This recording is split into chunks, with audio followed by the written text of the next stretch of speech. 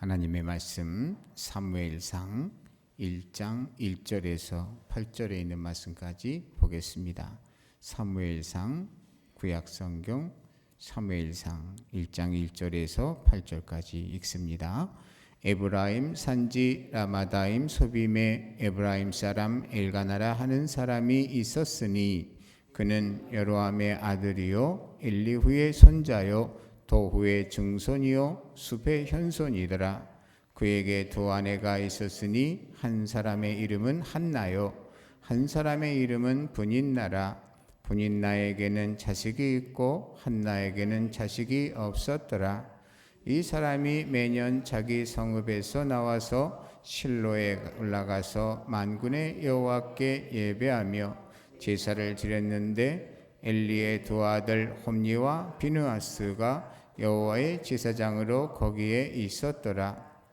한나가 제사를 드리는 날에는 제물의 분깃을 그의 아내 분인나와 그의 모든 자녀에게 주고 한나에게는 갑제를 주니 그는 그를 사랑함이라.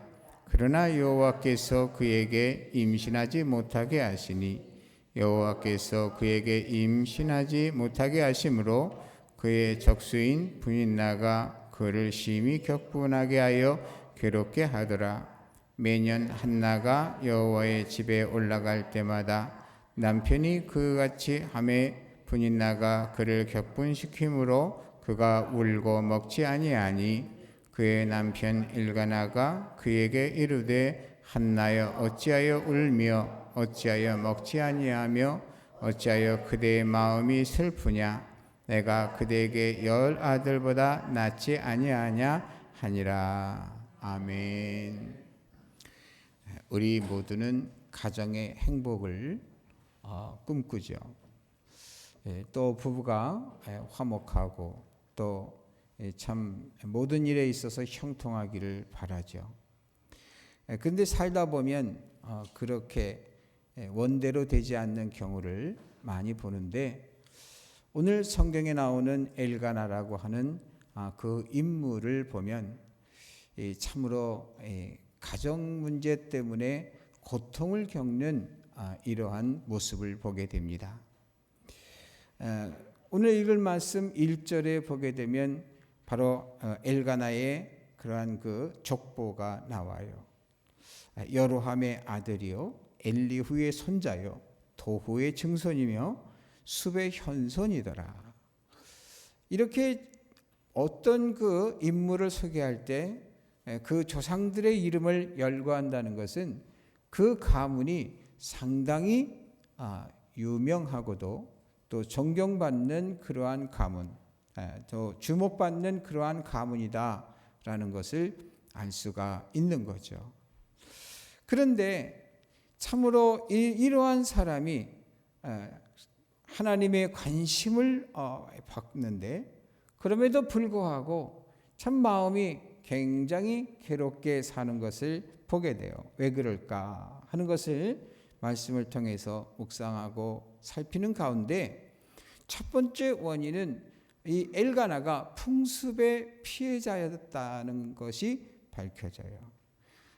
참으로 하나님께서는 그 일부 일처로서 사람을 지었어요. 그런데 이스라엘의 문화가 바로 이 에덴에서의 그러한 그 죄를 지은 그 다음 세대들이 지나오면서 일부 다처로 이스라엘은 이렇게 변모가 됩니다. 그래서 결국은 하나님께서 일부 다처는 안 돼 이러면서 명확하게 말씀은 안 하시지만 일부 다처로 말미암아 생겨나는 그러한 사례들을 바로 계속해서 우리에게 보여주시는 것을 보게 되는 거죠. 바로 2절에 보니까 그에게는 두 아내가 있었다. 한 사람의 이름은 한나이고 한 사람의 이름은 분인나라. 분인나에게는 자식이 있고 한나에게는 자식이 없었더라 하면서 그 엘가나에게 두 아내가 이제 있었다는 것을 우리가 발견하게 되는데 한나가 첫째 부인이고 분인나가 둘째 부인이요. 그런데 말이죠. 이 사람이 둘인데 둘 다 똑같이 사랑하는 마음이 들면 얼마나 좋겠어요. 그런데 둘 다 똑같이 사랑한다고 할지라도 사람의 심리는 남의 떡이 크게 보인다고 질투가 발생하지 않을 수가 없게 되죠. 그래서 결국은 둘이 된다는 것은 바로 이 고통스러운 일이 생긴다라고 하는 것을 알 수 있는데, 그런데 이 엘가나가 한나, 그 다음에 분인나 둘 중에 누구를 더 사랑했을까요? 한나를 더 사랑했어요. 한나를 사랑해서 1년에 한 번씩 큰 예배를 하나님 앞에 실로에 가서 예배를 드리는데, 그때 이제 제물을 분인나와 분인나의 자식들한테 이렇게 드릴 것을 주고, 그리고서는 한나에게는 아주 갑절을 줬다 그랬어요. 갑절을 줬다. 그러니까 매년 이렇게 하는 걸 보고 분인나가 눈이 안 나오겠습니까? 그러니까 뭐냐면 거기에서 이제 아주 이 형님이라고 그래야 되나 어쩌냐, 하여튼간 한나를 보고서는 막 괴롭히기 시작하는 거예요. 뭐라고 괴롭혔을 것 같아요? 아마도 괴롭힌 거를 보니까 분인나는 성격이 보통 성격이 아니에요. 그러니까 아마도 그냥 화가 나고 그러면 막말도 했을 거예요. 막말도. 그러면 막말을 하는 중에서 어떤 말을 주로 해석해요? 바로 아주 치명적으로 상처받을 만한 말을 했겠죠. 그 중에 가장 한나가 상처받은 것은, 그 당시에 많은 자식을 낳는 것은 복이라고 여겼는데 자식을 하나도 못 받으니 그러니 얼마나 스트레스를 받았겠어요. 그러니까 그 점을 공격하는 거죠. 애도 못 낳는 것이 뭘 이러면서 그런데 남편 앞에서는, 오늘 말씀에 이렇게 전체적인 것을 볼 때 남편 앞에서는 상당히 잘하는 것처럼 하다가 남편이 없을 때는 또 그렇게 한 것 같아요. 그러니 어떻게 이 한나는 어떻게 자기 속에 있는 것을 다 그냥 표현하지 못하는 여인이요. 그러니까 그저 하염없이 눈물을 툭툭 흘리면서 훌쩍훌쩍 짜는 거죠. 그런데 남편이 엘가나가 그 사랑하는 아내가 우는 모습을 볼 때, 그 고통스러워하는 모습을 볼 때 어떻게 마음이 평안하겠어요. 그러니까 바로 엘가나가 얼마나 힘들었을까, 그런 생각을 안 할 수가 없는 거죠. 여러분, 이 말씀을 통해서요, 보게 되면 한나가 임신하지 못하는 것이 몸이 잘못돼서라고 하는 기록이 없어요. 그런데 기록에 정확히 있는 것을 보게 되면 왜 못 낳죠? 여호와께서 낳지 못하게 하셨다는 거예요. 그러니까 일부러 그렇게 하셨다는 거예요. 그 내용을 말씀하시면서 남편 엘가나가 한나를 사랑하고, 다른 말로 보면 분인나에게는 그런 사랑을 안 했다는 거예요. 하나님은 공평한 하나님이세요. 공의의 하나님이세요. 보게 되면 그렇게 하나님이 역사를 해요. 여러분, 야곱에게도 이제 아내가 있죠. 첫째 아내가 뭐예요? 레아. 그 둘째 아내가 라헬이잖아요. 근데 야곱이 누구를 사랑했어요? 라헬을 사랑했어요. 근데 그 사랑하니까 아기를 줘요, 안 줘요? 안 주죠. 그래서 대신에 사랑 못 받는 레아에게는 자식을 계속 숭덩숭덩 낳게 해주시고, 그 고통을 그렇게 나중에는 아기를 주기는 주는데 요셉하고 베냐민을 이제 주셔요. 베냐민 낳았다가 죽음에 이르게 되고 말잖아요. 하나님은 이렇게 사랑 못 받는 자에게는 다른 방도로 스스로 위안을 받으며 살아갈 수 있도록 해주시고, 사랑을 받는 자에게는 또한 뭐냐면 세상에 누릴 것을 좀 덜 누리게 해가지고 서로 이렇게 플러스 마이너스 제로가 되도록 이렇게 역사하시는 것을 보게 되는데, 바로 한나에게도 그런 동일한 역사를 하시는 것을 우리가 발견하게 되는 거죠. 하나님, 우리가 믿어야 되는 것은 하나님은 공평하신 하나님이세요. 여러분, 재물이 있는 곳에 근심을 더하게 하시는 거예요. 재물이 많은 사람은 우리는 행복하겠다, 좋겠다, 명예, 권세 그런 거 있는 것을 굉장히 좋겠다, 행복할 수 있겠다 이렇게 생각하지만, 사실 알고 보면, 속에 들어가 보면 그것 때문에 또 그 나름대로의 엄청난 힘든 일들이 또 있기 마련이거든요. 없는 사람에게는 또 그런 것 때문에 불편하고 힘들지만, 그러나 그렇지 못한 가운데에서 주님께서 행복할 거리를 주시는 거거든요. 여러분은 대한민국 참 잘 사는 나라도 있잖아요. 근데 세계에서 대한민국의 행복 지수는 얼마나 될까요? 우리가 필리핀 같은 데 가면은 굉장히 그 사람들은 못 살아요. 그런데 행복 지수를 비교해 보게 되면 그 사람들이 훨씬 더 높다는 거예요. 하나님은 뭐 하는 하나님? 공평하신 하나님이세요. 어찌됐든 간에 말이죠. 참 이러한 것을 통해서 이 엘가나가 얼마나 마음고생을 했을까, 이런 생각을 하게 되는데, 참 아내들 간에 그냥 화목하게 지내면 참 좋겠는데 그게 되지를 않고 갈등이 있는 모습을 보는 거, 이것을 오늘 말씀을 통해서 보여주시는데, 참으로 안타까운 거죠.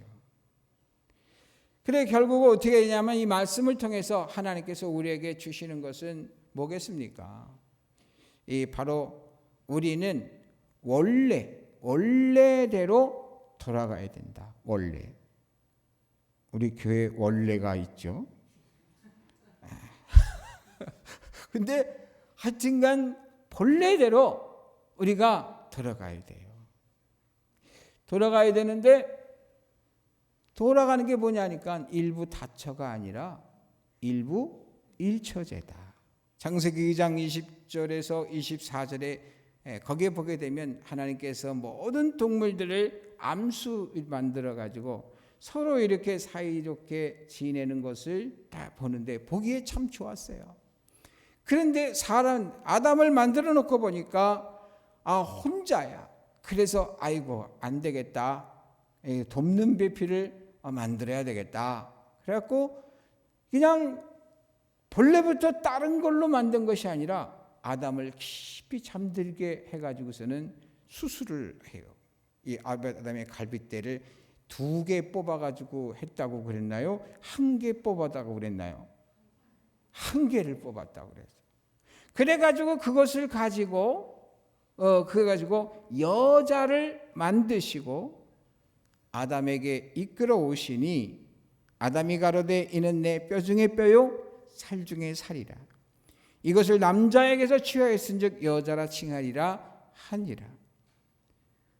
이러므로 남자가 부모를 떠나 그 아내와 연합하여 둘이 한 몸을 이룰지로다. 그러면서 최초의 결혼식을 하나님이 해주신 거예요. 그래서 이게 보게 되면 그게 갈비뼈 2개 뽑은 게 아니고 하나를 뽑아가지고 만드셨어요. 원래 하나에서 나와갖고 둘이 됐고, 둘이 하나가 되어서 사는 것이 하나님의 방식이에요. 근데 뭐냐면 성경에 존경받는 족장들도 부인이 여럿 있더라는 기록을 보고 그래도 되는 것처럼 성경을 해석해서는 안 되는 거예요. 성경에서는 말씀하신 대로 적용하는 그대로 말씀하시는 게 있고, 잘못된 것을 보여줌으로 말미암아서 그러지 말아라라는 것을 보여주는 두 가지의 기능이 다 있는 거예요. 그래서 성경을 볼 때 그냥 성경에 그렇게 되어 있다고 해서 그렇게 그냥 해석을 하게 되면은 오히려 반대적인 해석을 하는 경우가 왕왕 있는데, 바로 이 부분도 역시 마찬가지예요. 여러분, 그래서 정말 하나님께서 우리에게 그 주신 것은 일부 일처제다라고 하는 것을 기억하면서 여러분 꼭 서로의 부부끼리 정말 최선을 다해서 행복하게 해주시고 살아가시게 되기를 주님의 이름으로 축복합니다. 그런데 신약 성경에 와서 남편과 아내에 대한 말씀을 하시죠. 남편에게 뭐냐면 아내를 향해서 뭐라 그럽니까? 아내를 어떻게 하라? 사랑하라. 아내한테는 남편에게 대해서 어떻게 하라고 그러시죠? 순종하라는 거예요. 그 순종하라는 것이 그냥 무조건 남편 말을 다 따르라는 그런 차원이라기보다는 순종하는 데 있어서는 존경과 존중이 거기에 있는 거예요. 다른 말로 표현하게 되면 존중해 줘야 돼요. 사랑한다는 표현도 존중해 주는 거예요. 여러분, 사랑함 처음에 참 그 연애 결혼하신 분들은 만나면 그냥 사랑하는 것에 푹 빠지면 뭡니까? 상대가 원하는 것에 아낌없이 막 주고 싶어 한 말고, 근데 무슨 식당에 가서 뭘 음식을 시키더라도 먼저 뭘 먹을 건지 물어보고 그러는 예의를 갖추잖아요. 그게 뭡니까? 존중하는 거죠. 근데 이게 싹 사라지는 게 언제예요? 결혼식을 딱 마치고 얼마 안 지나면 이게 다 사라지고 자기 중심적으로 돼버리잖아요. 그래서 주님이 그러시는 거예요. 존중해 주라, 사랑하라, 순종하라, 같은 의미예요. 그러니까 여러분, 서로 존중해 주고 그렇게 함으로써 행복한 삶을 살게 되기를 주님의 이름으로 축복합니다. 구약 성경의 마지막 성경이 뭐죠? 말라기잖아요. 말라기를 통해서 하나님께서 권고를 하시는데요. 말라기 2장 14절에서 15절에 이런 말씀이에요. 너희는 이르기를 어찌 미니까 하는도다. 이는 너와 너의 어려서 취한 아내 사이에 여호와께서 일찍이 증거하셨음을 인함이니라. 그는 내 짝이여 너와 맹약한 아내로되 내가 그에게 괴사를 행하로다. 여호와는 영이 유효하실지라도 오직 하나를 짓지 아니하셨느냐? 어찌하여 하나만 지으셨느냐? 이는 경건한 자손을 얻고자 하심이라. 그러므로 내 심령을 삼가 지켜 어려서 취한 아내에게서 괴사를 행치 마치니라. 아내에게 대해서 이 남성 중심으로 중심 사회가 이어지게 되니까 아내가 주로 맥없이, 왜냐하면 그 피해를 보는 경우가 많아서 이 말씀이 나온 건데요. 이 말라기를 통해서 마지막 세대에 경고하시는 것이 뭐냐 하니까 아내를 그 고통스럽게 하지 말아라 하는 그러한 것을 말씀해 주고 있는 것이에요. 그래서 여러분, 무엇보다도 더 정말 이 가정에 대해서 굉장히 소중하게 생각하시고, 남편은 아내를 사랑해 주고 아내는 남편을 존중해 주는 그러한 삶을 꼭 살게 되기를 주님의 이름으로 축복합니다. 그래서 아무리 훌륭한 엘가나라고 할지라도, 그러한 그 가문이라 할지라도 참 집안에 참 고통이 시작되는 것이 바로 이 부부 간의 이 문제가 있더라 하는 걸 생각하면서 우리가 이 부부 간에도 서로 행복해야지만이, 서로 좋아야지만이 주님을 섬기는 데 있어서도 참 굉장히 쉽지 않겠느냐 생각하면서 서로 정말 존중해 주는, 무엇보다도 존중해 주는 게 사랑이고, 서로 존중해 주는 것이, 존중해 주는 데서 그 순종이 나오고 사랑해 주는 데서 그 존중이 나오는 거니까 서로 존중해 줄 수 있게 되기를 주님의 이름으로 축복합니다. 그렇게 됨으로 말미암아 결국은 뭘 피할 수가 있겠어요? 바로 고통을 피할 수가 있는 거죠. 여러분, 정말 가정이 잘 돼야지만이 집안이 번영할 수가 있잖아요. 우리 옛말에 수신제가 치국 평천하라는 말이 있잖아요. 수신이 뭡니까? 나 자신을 잘 다스리는 거예요. 제가는 뭡니까? 가정을 잘 다스리는 거. 치국은 뭐예요? 나라를 잘 다스리는 거. 평천하는 세계를 잘 다스리는 건데, 그 첫 번째 나 자신을 어떻게 잘 다스릴 수 있겠어요? 하나님의 말씀을 읽고 듣고 묵상함으로 말미암아서, 그러면서 말씀의 거울에 내 자신을 자꾸만 살펴보아서 무엇이 잘했고 무엇이 잘못된 것인가를 해서 자기 스스로 자성하는 그러한 가운데, 그런 가운데 가정을 잘 섬길 수 있지 않겠습니까? 그래서 먼저는 우리 성도님들, 제가 그런 말씀 드린 적 있죠. 거울을 볼 때마다 한번 질문해 보라고. 그러면서 누가 누구한테 질문합니까? 내가 나한테 질문하는 거예요. 거울에 있는 나한테, 속에 있는 나한테, 너는 예수님을 과연 얼마나 닮았냐? 너는 얼마나 완벽하냐? 너는 너를 보고 예수님 믿을 마음이 생기겠냐? 이런 하면서 우리가 스스로가 우리를 돌아볼 줄 알면서 좋은 가정이 되고, 또 남편이 되고 아내가 되고 아버지가 되고 어머니가 되고 조상이 되어서 정말 행복한 가정과 가문을 이루고 하나님께 영광이 되는 행복이 가득한 일가나처럼 고난을 받지 말고 행복한 가정을 이룰 수 있게 되기를 주님의 이름으로 축복합니다. 기도하겠어요.